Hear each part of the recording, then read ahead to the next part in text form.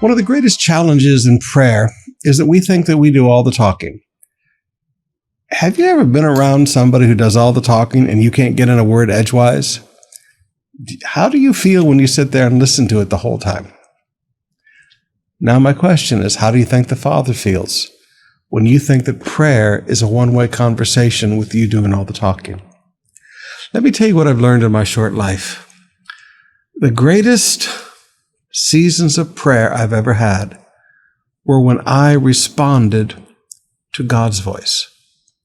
Now think with me. In 1 Samuel chapter 3, verses 9 and 10, young Samuel, the prophet, because God was moving from the priesthood to the prophets.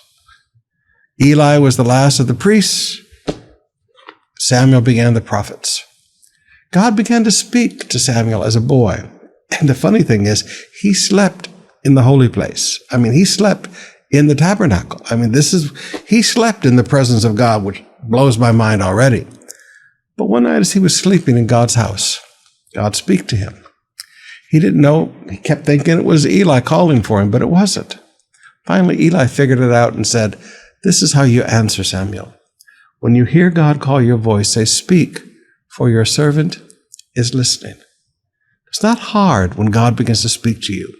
Just say, "Lord, speak, because I, your servant, am listening." Now, with that in mind, look with me in our devotions today in Psalms chapter 27, verse 8. "My heart has heard you say, 'Come and talk to me.' And my heart responds, 'Lord, I'm coming.'"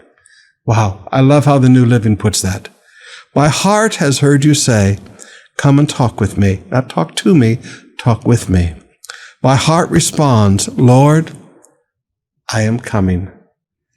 Beloved, when God begins to wake you up in the night and you hear that still small voice in your heart, don't roll over and go back to sleep.